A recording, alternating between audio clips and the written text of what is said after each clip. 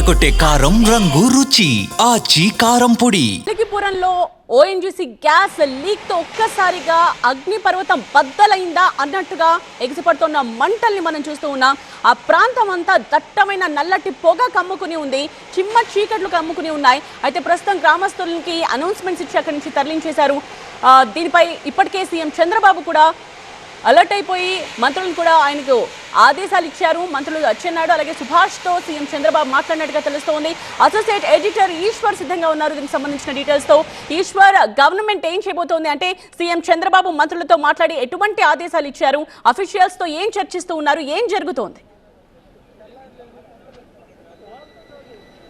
ప్రస్తుతానికి గవర్నమెంట్ ముందుగా చేయాల్సింది సురక్షితంగా వాళ్ళని అక్కడున్న ఎట్లాంటి ప్రాణ నష్టం జరగకుండా చూసే ప్రక్రియని ఆంధ్రప్రదేశ్ రాష్ట్ర ప్రభుత్వం తీసుకుంటుంది. ఎందుకంటే ప్రస్తుతం ఎక్కడైతే ఈ గ్యాస్ లీక్ అవుతుందో, ఈ బ్లో అవుట్ జరిగిందో, ఇది చాలా జనసాంద్రత ఎక్కువగా ఉన్న ప్రాంతం కాబట్టి అక్కడి నుంచి జనసాంద్రతని వీలైనంత తగ్గించే ప్రయత్నం చేయడం, అక్కడి నుంచి సురక్షిత ప్రాంతాలకు తరలించే ప్రయత్నాన్ని పెద్ద ఎత్తున రాష్ట్ర ప్రభుత్వం చేస్తుంది. ముఖ్యమంత్రి తాజాగా అదే ఆదేశాలను ఇచ్చారు. స్థానికంగా ఉన్న మంత్రి వాసంశెట్టి సుభాష్ కావచ్చు, లేకపోతే అక్కడ ఇన్ఛార్జ్ మంత్రిగా ఉన్న అచ్చెన్నాయుడిని ఇద్దరిని వెంటనే తక్షణం అక్కడికి వెళ్ళాలని ఆదేశించారు. అదే సమయంలో ఈ లోపల వెంటనే కోఆర్డినేషన్ చేయాల్సిన అవసరం ఉంటుంది. అక్కడి నుంచి తరలించడానికి అన్ని ఏర్పాట్లు చేయాల్సిన అవసరం ఉంటుంది. అదే సమయంలో వాటి గ్యాస్ మంటలను తగ్గించే ప్రయత్నం చేయాల్సి ఉంటుంది. ఆ తర్వాత వాటిని పూర్తిగా నివారించే ప్రయత్నం చేయాల్సి ఉంటుంది. సో ఇట్లాంటి స్టేజ్ వారీగా చేయాల్సిన వాటిని ముఖ్యమంత్రి చాలా స్పష్టంగా వివరించే ప్రయత్నం చేశారు. సాధారణంగా బ్లోఅవుట్ అంటే ముందు అది కేవలం గ్యాస్ లీకేజ్ ఒక్కటిగానే చూడాల్సిన అవసరం లేదు. అక్కడ ముందు పెద్ద ఎత్తున మంటలు వస్తాయి, ఆ తర్వాత పెద్ద ఎత్తున బ్లోయింగ్, ఒకసారి బ్లాస్ట్ కూడా జరిగే అవకాశం ఉంటుంది. దాని తర్వాత దాని చుట్టుపక్కల ఏదైతే ఆ వాయువు వ్యాపిస్తుందో ఆ మొత్తం ఆ ప్రాంతంలో శ్వాసకోశ వ్యాధులు తక్షణమే ప్రబలే అవకాశం ఉంటుంది. ఊపిరి కూడా ఆడినంత విధంగా గ్యాస్ అందరినీ చుట్టుముట్టేస్తుంది. సో వీటన్నిటిని ప్రివెంట్ చేయాల్సిన బాధ్యత ప్రభుత్వం మీద ఉంటుంది. కాబట్టి తక్షణమే అక్కడ ఎవాక్యుయేషన్ చేయాల్సిన అవసరం ఉంది. కాబట్టి ఇప్పటికే వందలాది మందిని అక్కడి నుంచి తరలించే ప్రయత్నాన్ని ప్రభుత్వం చేస్తోంది. స్వయంగా ముఖ్యమంత్రి దాన్ని మానిటర్ చేస్తున్నారు. ఎప్పటికప్పుడు ఆ సమాచారం తనకి తెలియచెప్పాలని, ఆయన నిత్యం అప్రమత్తంగా ఉండాలని అధికారులను ఆదేశించడం జరిగింది, మంత్రులను ఆదేశించడం జరిగింది. గతంలో ఇట్లాంటి సంఘటనలు జరిగిన నేపథ్యంలో అప్పుడు అక్కడ పనిచేసిన ఎవరైనా ఎక్స్పర్ట్స్ ఉంటే వాళ్ళ సహాయాన్ని, వాళ్ళ అసిస్టెన్స్ని తీసుకోవాలని ముఖ్యమంత్రి ఆదేశించడం జరిగింది. సో చాలా చాలా ఇబ్బందికరమైన వాతావరణం ఇది. ఎందుకంటే ఆ ప్రాంతంలో పెద్ద ఎత్తున, అందులో పర్టికులర్గా ఈ సీజన్లో ఎక్కువ మంది ఇతర ప్రాంతాల నుంచి కూడా అక్కడికి వచ్చే అవకాశం ఉంటుంది. పండుగ సీజన్ కాబట్టి ఒక వారం 10 రోజుల ముందే, జనవరి 1 నుంచే చాలామంది బంధువులు కూడా వచ్చే అవకాశం ఉంటుంది. చాలా దట్టమైన జనసమూహం ఉన్న ప్రాంతాలు, చాలా గ్రామీణ వాతావరణం ఎక్కువగా ఉన్న ప్రాంతాలు. సో ఇట్లాంటి చోట ఒక్కసారిగా ఈ బ్లోఅవుట్ అయ్యి దానికి సంబంధించిన వాయువులు చుట్టుపక్కల చేరితే దాని ప్రభావం తీవ్రంగా ఉంటుంది. చాలామంది ప్రాణాలకే ప్రమాదం ఏర్పడే అవకాశం ఉంది. సో ఇట్లాంటి ఘటనలు గతంలో కూడా జరిగాయి. గతంలో ఒకసారి అయితే 40 రోజుల పాటు దాన్ని కంట్రోల్ చేయలేకపోయారు. చాలా తీవ్రమైన ఇబ్బందులు పడాల్సి వచ్చింది. ఎక్స్పర్ట్స్ని తీసుకొచ్చి దాన్ని కానీ ఇతర దేశాల నుంచి ఎక్స్పర్ట్స్ని తీసుకొచ్చి కానీ కంట్రోల్ చేయలేకపోయిన పరిస్థితి. కాబట్టి ప్రస్తుతం ఎవరైతే గతంలో ఇట్లాంటి ఆపరేషన్ని చేయగలిగారో, ఇట్లాంటి గ్యాస్ లీకేజ్ని కావచ్చు, లేకపోతే ఇట్లాంటి బ్లోఅవుట్ సమయంలో చాలా కీలకంగా పనిచేశారో వాళ్ళని కూడా తక్షణమే గుర్తించి వాళ్ళకి అవసరమైతే ఎయిర్ లిఫ్ట్ చేసి ఎక్కడైనా ఇతర దేశాల్లో ఉన్నా కూడా వాళ్ళని అక్కడి నుంచి ప్రత్యేక విమానాలైనా రప్పించే ప్రయత్నం చేయాలని చెప్తున్నారు. ఎందుకంటే ఇప్పుడు దాని తీవ్రత ఎంత ఉందో ఇంకా అంచనా వేయలేని పరిస్థితి.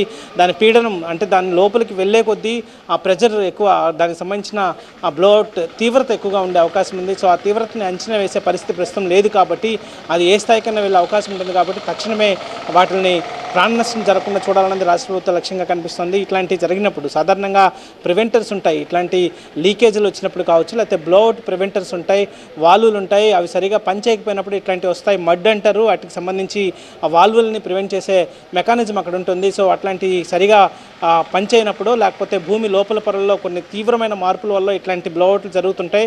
సో వీటికి సంబంధించి ఎప్పటికప్పుడు అప్రమత్తంగా లేకపోతే ఇలాంటి ప్రమాదాలు సంభవిస్తాయి. సాధారణంగా చెక్ పాయింట్స్ ఉంటాయి ఇట్లాంటి జరగకుండా చూడడానికి. కానీ పీడనం తీవ్రత ఎక్కువగా ఉన్నప్పుడు వాటిని నిలువరించే శక్తి ఎవరికి ఉండదు. కాబట్టి ఒకసారిగా బ్లోఅవుట్ అయ్యే అవకాశం ఉంటుంది. కాబట్టి ప్రస్తుతానికి ప్రభుత్వం ఆ బ్లోఅవుట్ తీవ్రతను అంచనా వేసే ప్రయత్నం చేస్తుంది. ఆ బ్లోఅవుట్కి సంబంధించి ఇంకా ఎంత తీవ్రత ఉందో దాన్ని గుర్తించేందుకు ఎక్స్పర్ట్స్ని పిలిపించే ప్రయత్నం చేస్తుంది.